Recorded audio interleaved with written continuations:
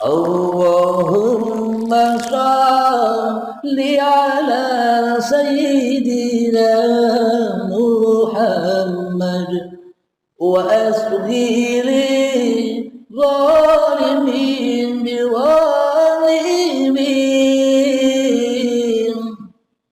wa akhrijna min bainihim salimin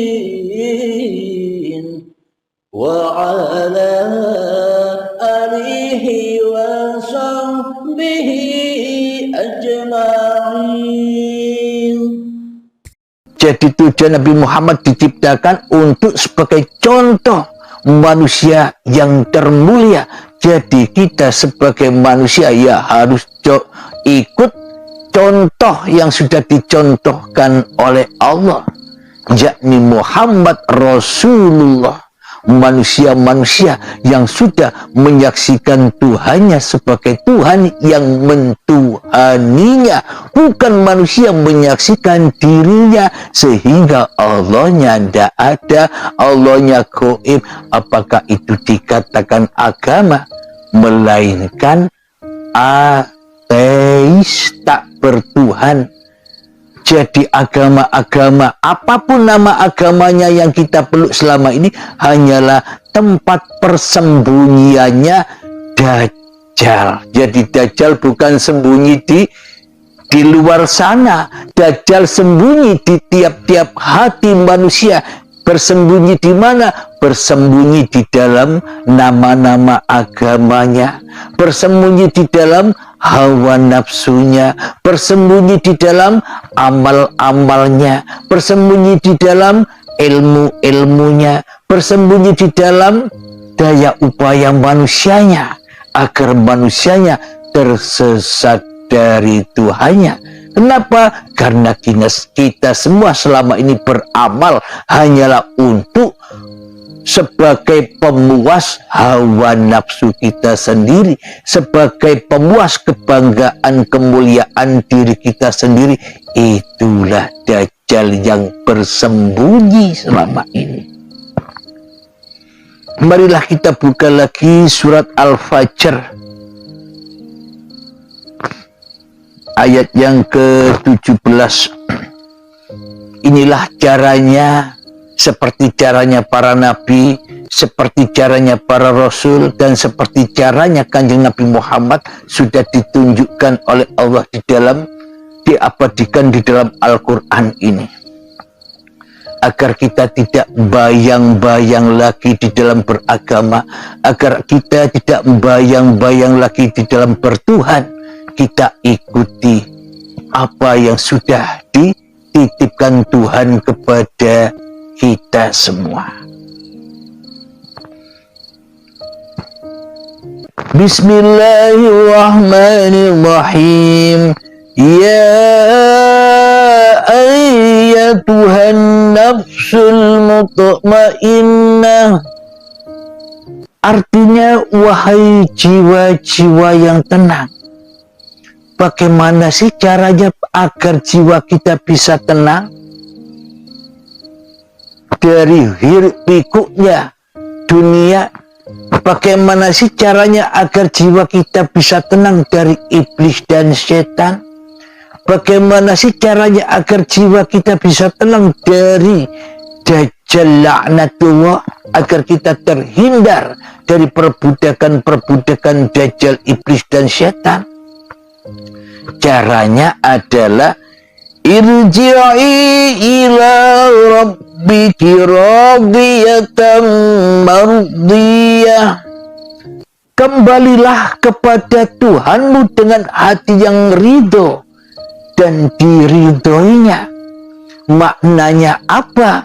Maknanya ingatlah diri kita titisan Tuhan, diri kita buatan Tuhan, diri kita ciptaan Tuhan. Ya selayaknya lah kita kembali kepada siapa yang menciptakan kita.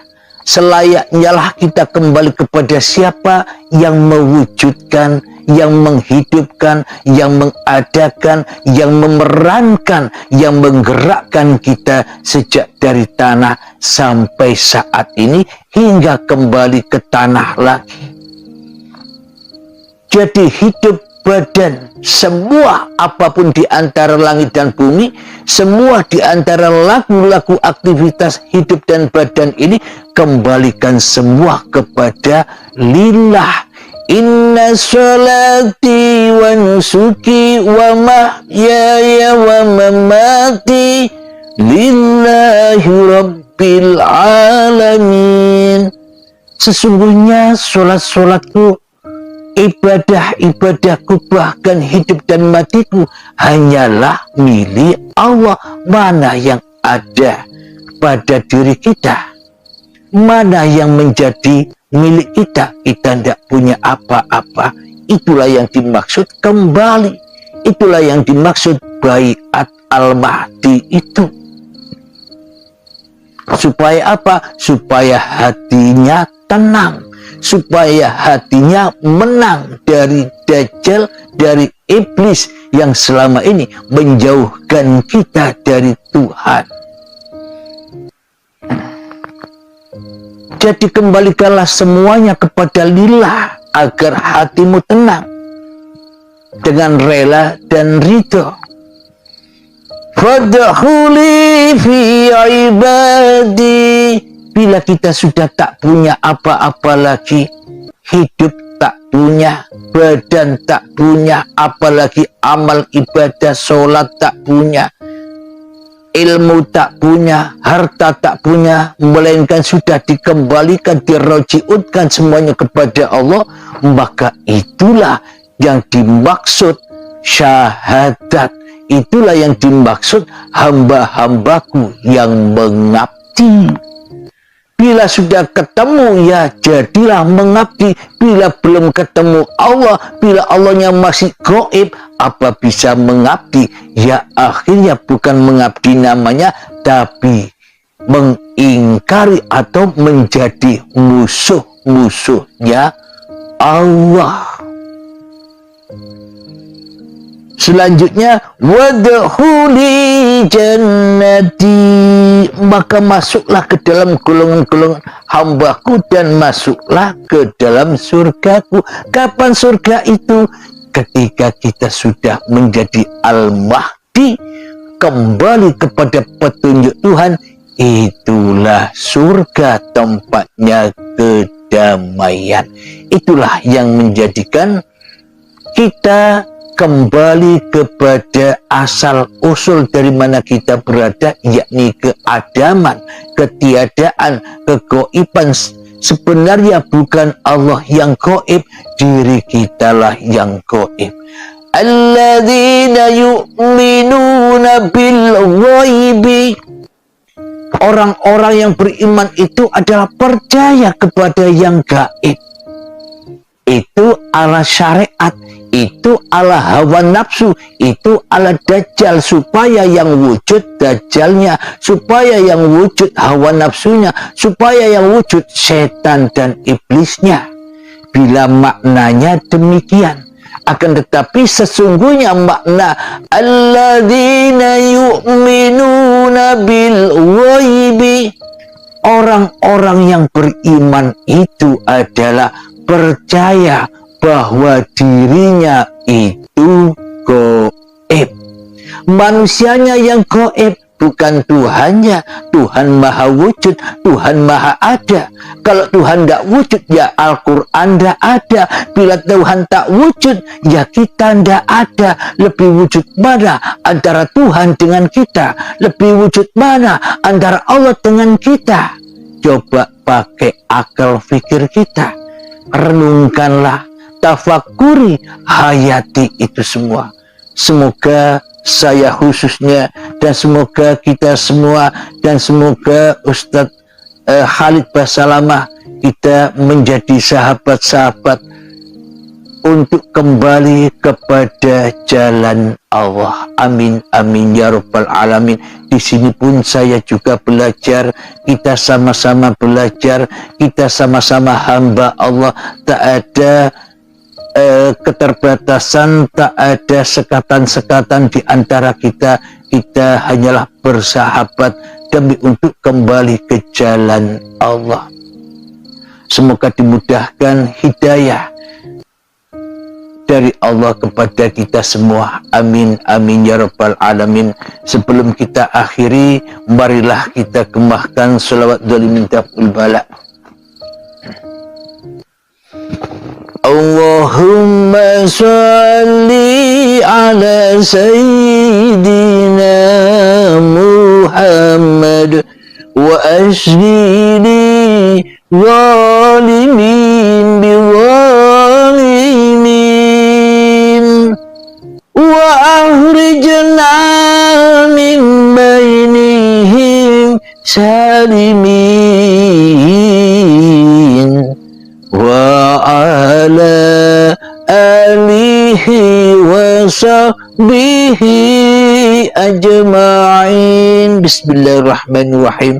Allahumma ya qadiyal hajat, Allahumma ya mujibad da'awat, Allahumma ya rafi'ad darajat, Allahumma ya muhillal muskilat, Allahumma ya syafiyal amrad, Allahumma ya kafiyal muhimmat, Allahumma ya dafi'al bariyat. Allahumma khtim lana bil iman, Allahumma khtim lana bil islam bijahi sayyidil mursalin. Rabbana atina fid dunya hasanah wa fil akhirati hasanah wa qina adzabannar. Wa sallallahu ala sayyidina Muhammad wa ala alihi wa sahbihi wa sallam.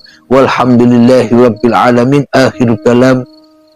Assalamualaikum warahmatullahi wabarakatuh.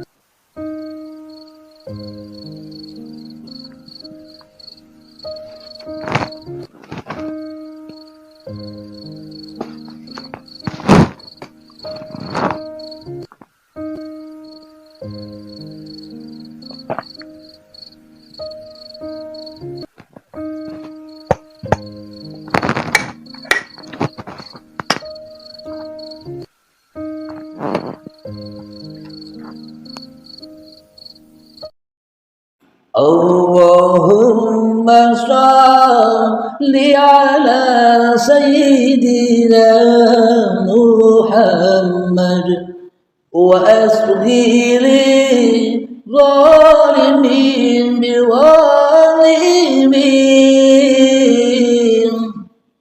wa akhrijna min bainihim salimin wa ala alihi wa sahbihi ajma'in.